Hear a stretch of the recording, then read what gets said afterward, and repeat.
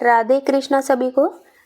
आपका एक बार फिर से स्वागत है हमारे YouTube चैनल में। आप सभी का दिन शुभ और मंगलमय हो। प्रिय श्रोताओं, आज आप सुनेंगे कथा का 19वां अध्याय। उससे पहले आइए सब मिलकर श्री लक्ष्मी चालीसा का पाठ करते हैं। मात्र लक्ष्मी करी कृपा, करो हृदय में वास, मनोकामना सिद्ध करी, पूर्व मेरी आस। सिंधु सुता विष्णु प्रिया, रिद्धि सिद्धि की खान, उत्पन्ना तुम चीर निधि, करो जगत कल्याण। त्राही त्राही दुख हरिणी, हरो बेग सब त्रास, जेत जेत जे लक्ष्मी, करो शत्रु का नाश। माता लक्ष्मी की कृपा, रहे सदा जिस ठोर, सुख समृद्धि धन धान्य से भर जाए उसका द्वार। सभी प्रेम से बोलिए लक्ष्मी माता की जय। अब सुनिए आज का अध्याय। उसके बाद सुनेंगे सीता माता के नित्य नेम की कहानी, जिसको रोजाना सुनने से घर में अन्न धन के भंडार भर जाते हैं और घर में किसी तरह की कोई कमी नहीं रहती। निर्जला एकादशी का वर्णन। व्यास जी बोले कि हे भीमसेन, उन पूर्ववासियों के ऐसे वचन सुनकर राजा पुलिंद क्रोध के वशीभूत होकर बड़े गर्व के साथ ऐसे वचन बोला, हे ग्रामवासी, ये एकादशी कौन है? इस दिन किसका व्रत किया जाता है? अरे मूढ़, निष्फल बात क्यों बनाता है? तो अपने घर कुशलता से चला जा, नहीं तो मेरे ये परम दारुण दूत तुझको मारेंगे। तत्पश्चात वे सब सैनिक नगर में घुस गए और बड़े बड़े महात्माओं और साहूकारों के घर दरवाजे तोड़कर घरों का अन्न और धन और कोष धीरे धीरे ले जाने लगे। बड़े बड़े धन वालों के घरों के फाटक तोड़कर अच्छे अच्छे धन को ले गए और समस्त नगर के घर भयानक सैनिकों से भर गया। उस दिन पूर्ववासियों को कंद मूल और फलादि कुछ भी नहीं मिल सका और समस्त पूर्ववासियों का निर्जला एकादशी व्रत हो गया। सूर्य नारायण अस्त हो गए और नगर के बालकों तक को जल भी नहीं मिला और नगर में बड़ा हाहाकार होने लगा। स्वर्ग में भगवान विष्णु सहसा उठकर खड़े हो गए तथा गरुड़ जी को बुलाकर उनके कान में बहुत सी बातें समझा दी तथा गरुड़ जी की सवारी कर शीघ्र उसी नगर को गए और वहां जाकर विविध प्रकार की सेना की रचना की।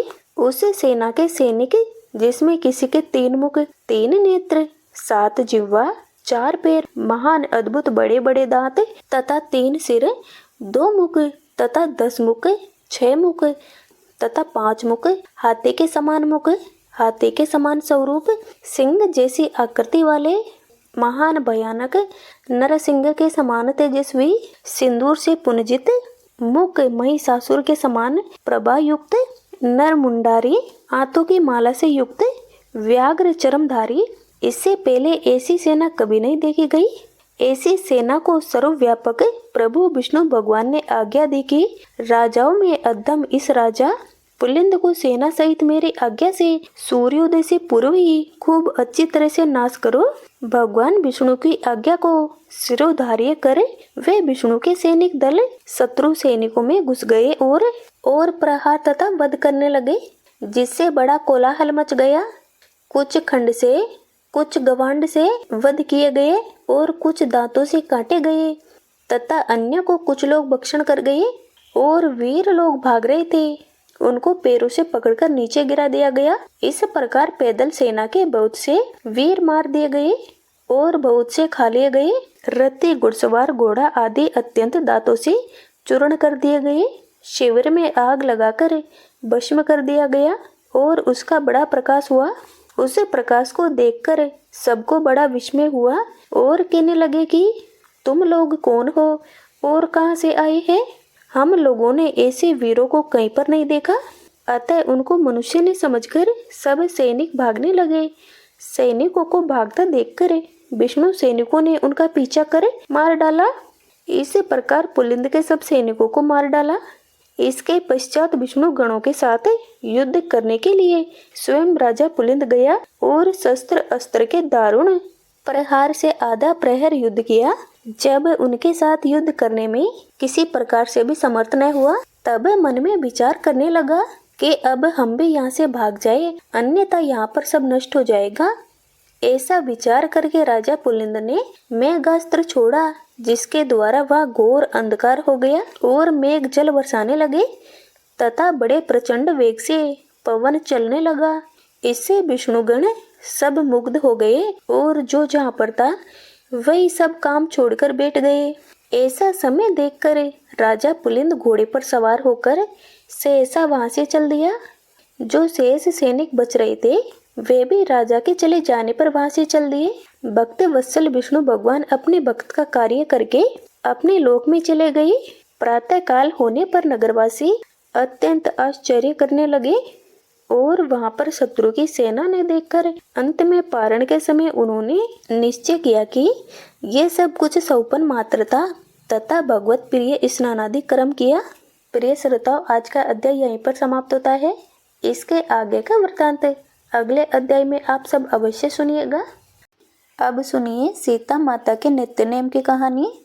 ये कहानी सीता माता कहती थी और भगवान श्री राम इसे सुना करते थे। एक दिन भगवान को किसी काम से बाहर जाना पड़ गया तो सीता माता कहने लगी, प्रभु मेरा तो 12 वर्ष का नित्य नेम है और अब आप बाहर जाएंगे तो मैं अपनी कहानी किसे सुनाऊंगी। तब भगवान राम जी ने कहा कि तुम कुएं के पाल पर जाकर बैठ जाना और वहाँ जो औरतें पानी भरने आएगी उन्हें अपनी कहानी सुना देना। जो श्रद्धा और विश्वास के साथ इस कथा को सुनेगा उस पर मेरी और तुम्हारी विशेष कृपा बनी रहेगी। सीता माता भगवान के कहे अनुसार कुएं की पाल पर जाकर बैठ गई। वह बड़े धैर्य और प्रेम से वहां बैठकर आने जाने वाली स्त्रियों की प्रतीक्षा करने लगी। तभी एक स्त्री आई जिसने रेशम जरी की साड़ी पहन रखी थी और सोने का घड़ा ले रखा था। उसके वस्त्र और आभूषण देखकर लगता था कि वह बहुत धनवान थी। सीता माता ने उसे देखा तो कहने लगी, बहन मेरा 12 वर्ष का नित्यनेम सुन लो। तब वह स्त्री बोली, मैं तुम्हारा नित्यनेम सुनूंगी तो मुझे तो घर जाने में देर हो जाएगी, फिर मेरी सास मुझसे लड़ेगी, मेरे पास इतना समय नहीं है। उसने कहानी नहीं सुनी और चली गई। घर जाते ही उसकी रेशम जरी की साड़ी फट गई और सोने का घड़ा मिट्टी के घड़े में बदल गया। उसके घर की कुशियां भी मानो एक पल में चली गई। ये सब देखकर सासू माँ ने पूछा, अरे बहू ये किसका दोष अपने सिर पर लगाकर आई हो। तब बहू ने कहा कि माँ जी कुएं पर एक औरत बैठी थी, उसने कहानी सुनने के लिए कहा लेकिन मैंने नहीं सुनी जिसका ये फल मुझे मिला है। अब बहू की बात सुनकर अगले दिन वही साड़ी और घड़ा लेकर सासू कुएं की पाल पर गई। सास को वहीं पर सीता माता बेटी मिली तो सीता माता ने उससे भी कहा कि बहन मेरी कहानी सुन लीजिए। सास बोली कि एक बार छोड़ मैं तो 4 बार तेरी कहानी सुन लूंगी। तब सीता माता ने कहना शुरू किया, राम आए लक्ष्मण आए, देश के पुजारी आए, नित्य नेम का नेम लाए, आओ राम बेटो राम, तपी रसोई जीमो राम, माखन मिश्री खाओ राम, दूध बतासा पियो राम, सुत के पल का मोटो राम, साल दुसाला पोटो राम, साल दुसाला ओडो राम, जब बोलू जब राम ही राम, राम सवारे सबके काम, खाले घर भंडार भरेंगे, सबका बेड़ा पार करेंगे, श्री राम जय जय राम। सास बोली कि बहन कहानी तो बहुत अच्छी लगी। कहानी सुनकर सास घर चली गई और उसकी वह साड़ी फिर से रेशम जरी की बन गई और मिट्टी का घड़ा भी सोने के घड़े में बदल गया। इतना ही नहीं, उसके घर में धन धान्य की वृद्धि होने लगी और पहले से अधिक सुख समृद्धि आने लगी। ये सब देखकर बहू बोली, माँ जी आपने ये सब कैसे किया। सास ने कहा, बहू तू तो दोष लगा के आई थी और मैं अब दोष उतार कर आ रही हूँ। बहू ने हैरान होकर फिर पूछा कि तो माँ जी वे कुएं वाली स्त्री कौन थी। सास बोली, वे तो साक्षात सीता माता थी। वे पुराने से नया कर देती है, खाली घर में भंडार भर देती है, वे लक्ष्मी जी का वास घर में कर देती है, व्यक्ति की जो भी इच्छा हो उसे पूरा कर देती है, उनकी कृपा से दुखी सुखी हो जाता है और निर्धन के घर में भी बरकत आने लगती है। तब बहू बोली, माँ जी फिर तो ऐसी कहानी मुझे भी सुना दीजिए। सास बोली कि ठीक है तुम भी सुनो। फिर सास ने कहानी शुरू की। राम आए लक्ष्मण आए देश के पुजारी आए, नित नेम का नेम लाए। आवो राम बेटो राम, तपो रसोई जीमो राम। माखन मिश्री खाओ राम, दूध बतासा पियो राम। सुत के पल का मोटो राम, साल दुसाला पोटो राम। साल दुसाला ओडो राम, जब बोलू जब राम ही राम। राम सवारे सबके काम, खाली घर भंडार भरेंगे। सबका बेड़ा पार करेंगे, श्री राम जय जय राम। कहानी सुनकर बहू बोली, माँ जी कहानी तो बहुत अच्छी है। सास ने कहा, ठीक है अब तो हम इस कहानी को रोज कहा करेंगे। जब सास बहू रोज सवेरे उठती, नहाते धोते और पूजा करने के बाद नित्य नेम की सीता माता की कहानी कहती, कुछ ही दिनों में उनके घर की दशा बदलने लगी। घर में अन्न के भंडार भरने लगे, गाय भैंसों की वृद्धि हुई, परिवार में प्रेम बढ़ा और हर कार्य शुभ होने लगा। एक दिन उनके यहाँ पड़ोस की एक औरत आई और बोली, बहन जरा सी आग देना। तो वे बोली कि आग तो अभी तक हमने जलाई नहीं। पड़ोसन ने पूछा, तो फिर तुम सुबह 4 बजे से उठकर क्या कर रही हो? उन्होंने बताया कि सुबह उठकर हम तो पहले पूजा करते हैं, फिर सीता माता की नित्य नेम की कहानी कहते हैं। पड़ोसन ने उनकी बात सुनकर फिर पूछा, सीता माता की कहानी कहने से तुम्हें क्या मिला? तब वे बोली कि इनकी कहानी कहने से घर में भंडार भर जाते हैं, सारे काम सिद्ध हो जाते हैं, मन की इच्छा भी पूरी होती है, घर में सुख शांति और बरकत बनी रहती है। पड़ोसन बोली कि बहन फिर तो ऐसी कहानी मुझे भी सुना दो। वे बोली ठीक है, तो फिर तुम भी ये कहानी सुन लो। राम आए लक्ष्मण आए, देश के पुजारी आए, नित्य नेम का नेम लाए। आओ राम बेटो राम, तपी रसोई जीमो राम। माखन मिश्री खाओ राम, दूध बतासा पियो राम। सुत के पल का मोटो राम, साल दुसाला पोटो राम। साल दुसाला ओडो राम, जब बोलू जब राम ही राम। राम सवारे सबके काम, खाले घर भंडार भरेंगे। सबका बेड़ा पार करेंगे, श्री राम जय जय राम। सारी कहानी सुनने के बाद पड़ोसन कहने लगी, बहन कहानी तो मुझे बहुत अच्छी लगी। अब वह पड़ोसन में नित्य नेम की सीता माता की कहानी कहने लगी।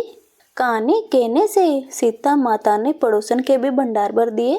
उसके घर में भी सुख समृद्धि आने लगी, परिवार में आनंद रहने लगा और उसकी मनोकामनाएं भी पूर्ण होने लगी। अब तो पूरे मोहल्ले में नित्य नेम की कहानी चल पड़ी और हर किसी की मनोकामना सीता माता की कृपा से पूरी होने लगी। दूर दूर से लोग इस कथा को सुनने आने लगे और जो भी श्रद्धा से कथा सुनता है उसके घर में सुख शांति का वास होने लगता है। सीता माता हे जानकी माता, जैसे आपने उनके भंडार भरे वैसे ही हम सबके भी भरना। कहानी कहने वाले के, सुनने वाले के और हुंकार भरने वाले के सभी के कष्ट दूर करना, उनके घरों में सुख समृद्धि बनाए रखना और अपनी कृपा सदा बनाए रखना। सभी प्रेम से बोलिए सीता माता की जय।